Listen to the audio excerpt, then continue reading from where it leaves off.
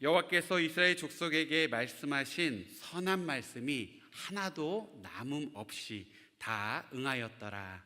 아멘. 마지막 그 약속의 땅을 다 나누고 나서 그 하나님이 하신 일들을 선포하는 말씀입니다.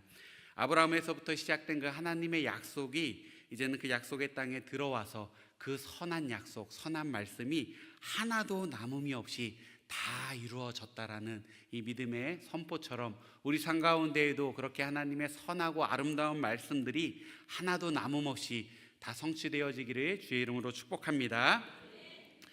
오늘 창세기 19장의 말씀을 우리가 함께 나누면서 하나님의 음성을 우리가 어떻게 대하여야 하는가, 이 주제를 가지고 말씀을 나누고자 합니다. 우리는 참 많은 이야기를 듣습니다. 제가 머리가 너무 아파가지고 막 진통제를 좀 먹었습니다.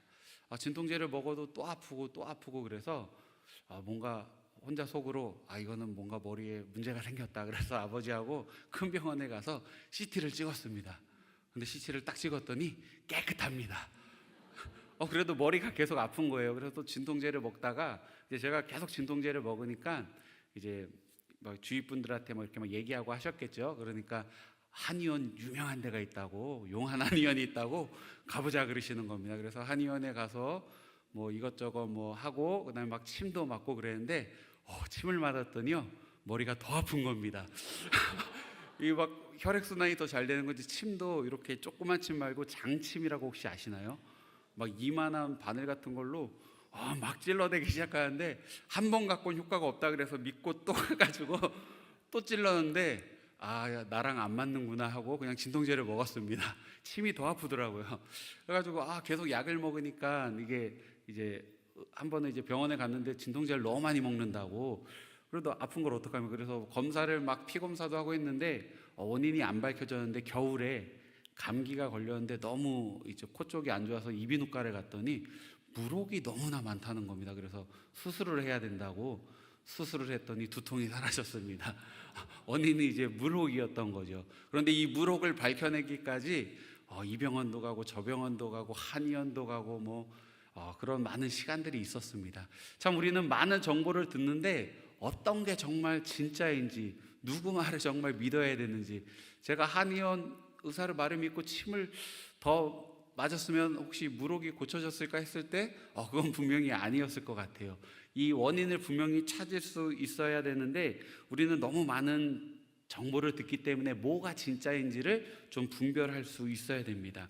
중요한 것과 흘려드려야 될 것, 정말 진실로 좀 심각하게 받아들여야 될 것과 농담으로 듣고 그냥 웃고 넘어가도 되는 것들이 있다는 것입니다. 웰컴 투 동막골이라는 좀 오래된 영화가 있는데요, 강원도 동막골이라는 곳에 6.25 전쟁이 났는데도 거기는 전쟁 난주들 모르고 너무나도 평안합니다. 전쟁이 났다는데 자신들에게 체감이 되지 않으니까 진실이 아닌 것처럼 느껴지는 거죠. 오늘 어찌 보면 오늘 이 소돔과 고모라에 살던 롯도 그렇습니다. 지금 천사가 와가지고 이 성이 멸망할 것이다, 하나님이 심판할 거다 말하는데 아무리 둘러봐도 여기가 왜 멸망하지? 여기를 왜 심판하지? 이렇게 느껴졌다는 거죠. 여호와의 말씀이 이 성이 분명히 멸할 것이다 라고 오늘 말씀에 분명히 이야기하고, 롯도 그 말은 들었지만 처음 이 말을 들었을 때 그래, 여기는 멸망하기에 합당해, 여기는 분명히 망할 것이야, 하나님이 불태울 거야, 이렇게 받아들여지지 않았다는 것입니다. 우리가 많은 정보를 들으면서 그 가운데 진실과 가짜를 때로는 구분하면서 하나님 말씀을 대할 때도 우리는 이 말씀은 정말 맞는 것 같아, 또 어떤 말씀은 굳이 그럴까? 이게 정말 그렇게 될까? 라고 때로는 받아들이기도 한다는 것입니다. 오늘 소돔과 고모라에는 하나님의 그 심판이 임했습니다. 오늘 13절 말씀에 보면 하나님이 천사를 통하여 분명하게 얘기합니다. 우리 함께 읽겠습니다. 그들에 대한 부르짖음이 여호와 앞에 크므로 여호와께서 이곳을 멸하시려고 우리를 보내셨나니 우리가 멸하리라. 멸하려고 보내셨고 이곳에 우리가 왔으니 여기는 분명히 멸할 것이라고 이야기를 합니다. 그래서 롯의 이 이야기를 알고 또 가족들에게 이 이야기를 전하는데요, 이 이야기를 들은 딸들과 사이 특별히 14절에 보면은 우리 함께 읽어보도록 하겠습니다. 14절입니다.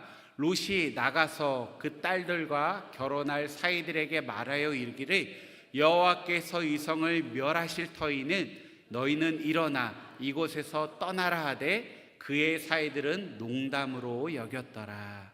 하나님의 말씀을 분명히 롯도 들었고 딸들도 들었고 사이들도 들었는데, 특별히 사이들이 그 천사들을 통해 주신 하나님의 말씀을 뭐로 여겼죠? 농담으로, 그냥 하하하 하고 그냥 한번 웃고 그냥 넘어갔다는 것입니다. 지금 우리 이제 장인어른이 약간 갑자기 뭘 잘못 드셨나, 뭐 어떻게 되셨나라고 생각을 한 거죠. 하지만 그들이 그 농담으로 여긴 말들은 결국에 이루어졌고 그들은 그 불타는 성에서 함께 불타게 됐습니다. 롯도 하나님의 이 말씀을 받았을 때 바로 아멘 하면서 움직이지 않았습니다.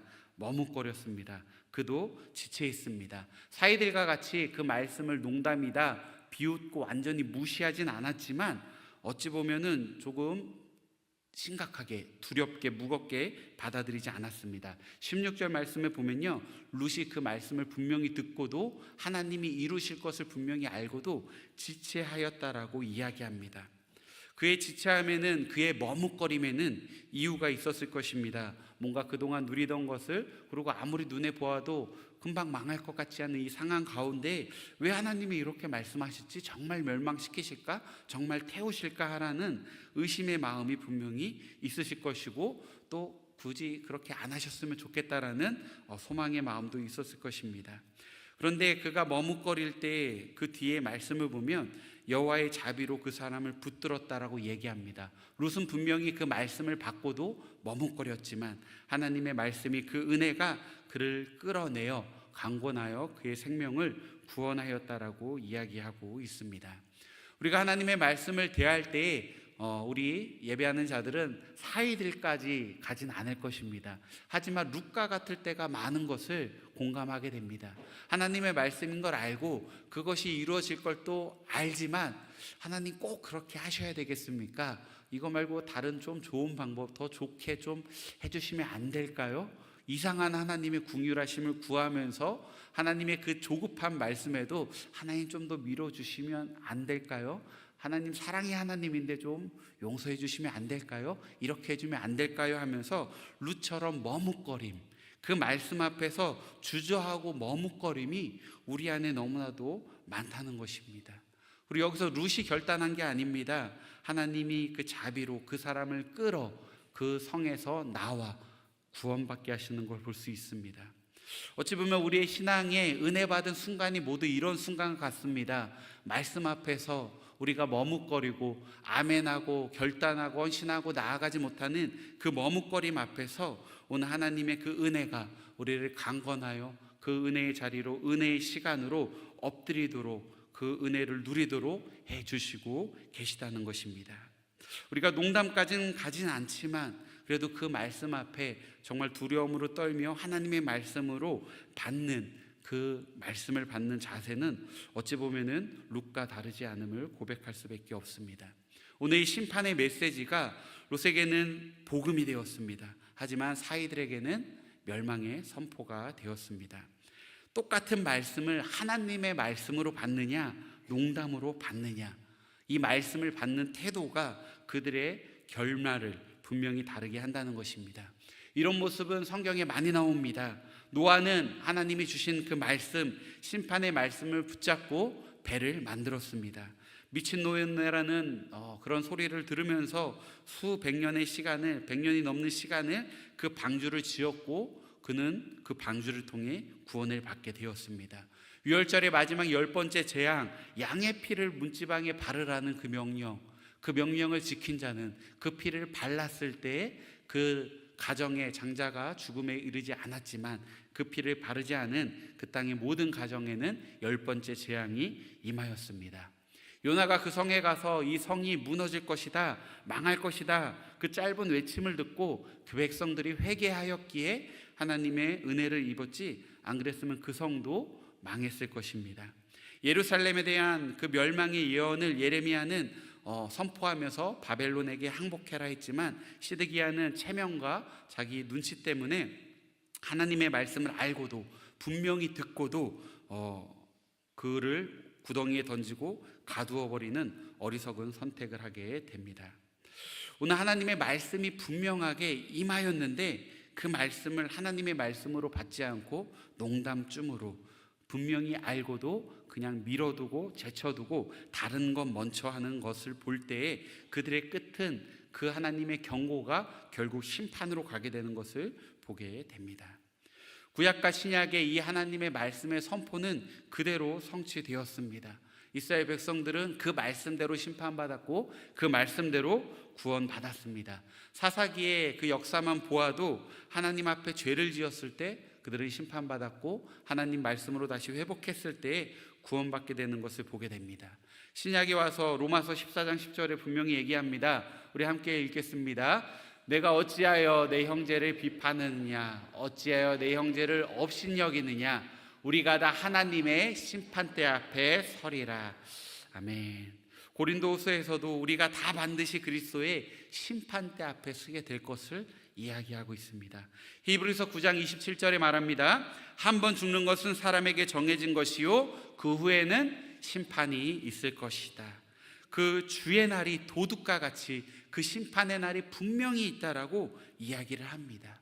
그런데 누군가는 이 하나님의 경고를 농담쯤으로 내 삶에 당장 일어나지 않을 일들로 나와 상관없는 일들로 무겁게 받아들이지 않고 있다라는 것입니다.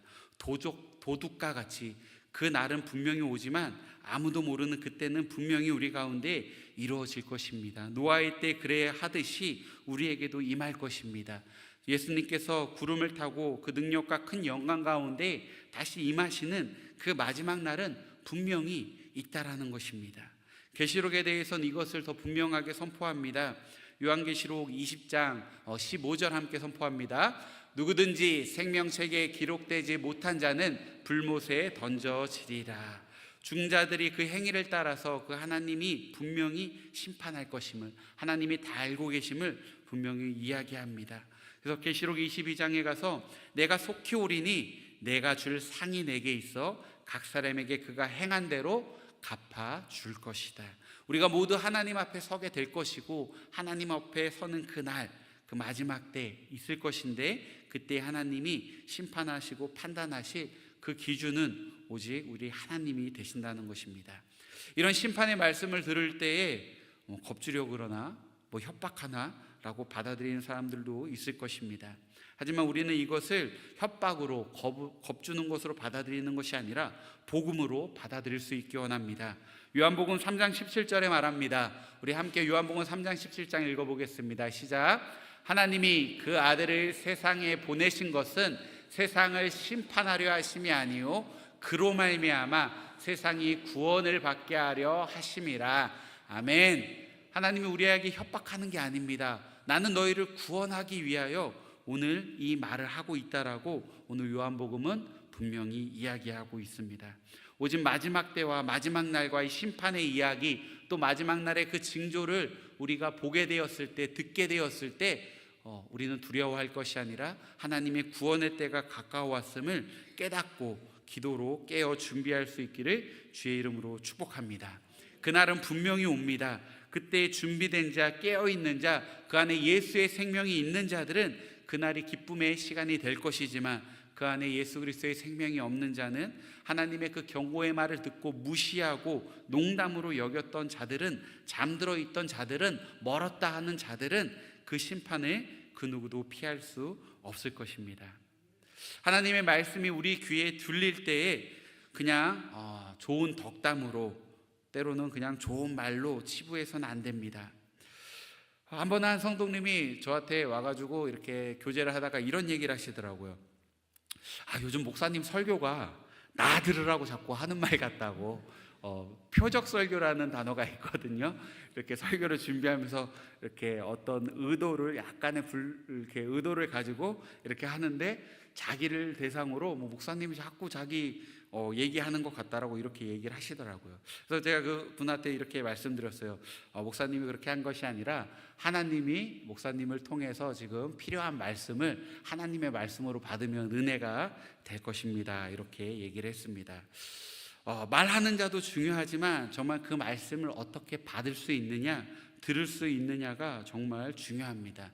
하나님의 말씀이 분명히 선포되었는데 그냥 그거를 농담쯤으로 그냥 무시하거나 쉽게 잊어버리면 그 말씀을 통해 하나님이 주시려고 했던 그 은혜가 내게 다가오지 못한다는 것입니다. 하지만 그 말씀을 받을 때의 그 은혜는 분명히 우리 것이 될 것입니다.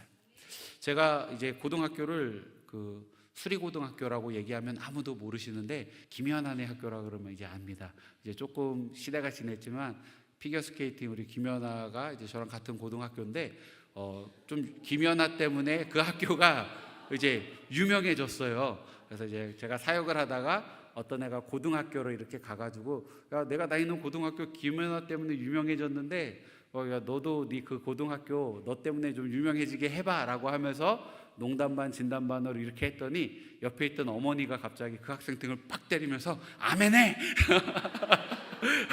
딱 하더라고요. 어쨌든 제가 그 말을 했을 때 그 아이가 아멘으로 좀 받기를 원했던 것이죠. 하나님의 말씀을 어떻게 받느냐, 그것을 그냥 제가 한 얘기를 그냥 농담으로 받으면 그냥 아유 목사님 그냥 제 칭찬의 말로 그냥 좋은 말로 그냥 해주셨나 보다 받을 수 있겠지만 그 말을 만약에 아멘으로 받는다면, 믿음으로 받는다면 그래 하나님이 날 통해 정말 나의 이름을 높이 들어서 하나님의 영광을 위해 쓰실 것이다, 이렇게 받을 수도 있다는 거죠. 똑같은 하나님의 말씀이지만 내가 그걸 정말 아멘으로 받느냐, 농담도 하면서 그냥 웃어 흘리느냐는 분명히 다르다는 것입니다. 성경에 이런 이야기가 너무나도 많습니다. 대표적으로 우리 사라가 있습니다. 내게 아들이라 했을 때 하나님도 하면서 웃어 넘겼습니다. 내 나이가 몇인데 했지만 이삭이 실제가 되는 놀라운 역사가 있었습니다. 하나님은 다급하실 때는 나귀를 통해서도 어떠한 말도 안 되는 상황과 환경들을 통해서도 굉장히 강력하게 말씀하십니다. 반복하여 말씀하십니다. 사람을 통해, 환경을 통해, 말씀을 통해 막 좀 들으라고 막 이야기를 하는데 받는 당사자가 하나님으로서 농담으로 받아들이면 그 말씀의 약속과 은혜가 그의 삶 가운데 누릴 수 없게 된다는 것입니다.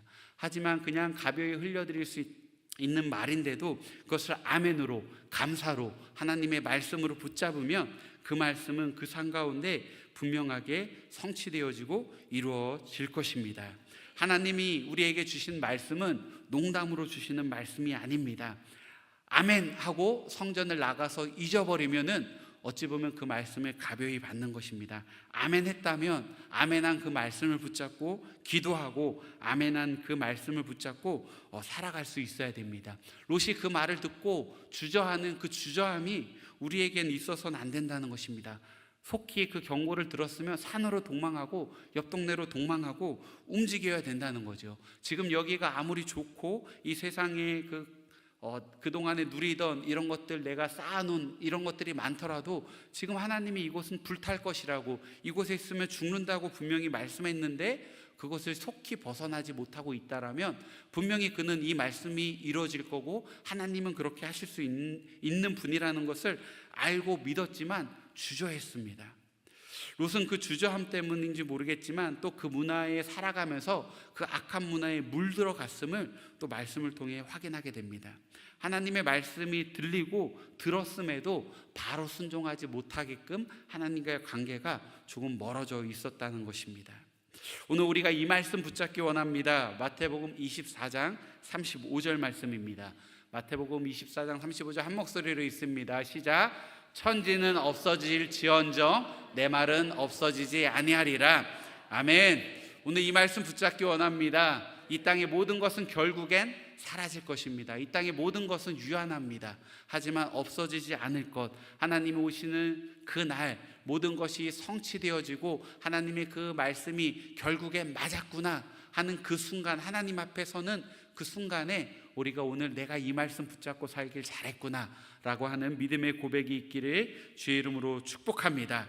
모든 것은 없어지지만 하나님이 다시 오실 것이라는, 우리가 하나님 앞에 설 것이라는, 하나님의 심판이 분명히 있을 것이라는 영원한 심판과 함께 영원한 나라의 약속이 또한 있을 것임을 우리가 분명히 붙잡고 살아가는 우리 믿음의 성도님 되기를 주의 이름으로 축복합니다. 하나님의 말씀은 지식으로 덕담으로 분류하지 말고 하나님의 말씀은 우리의 생명과 우리의 영혼과 관련이 되어 있습니다.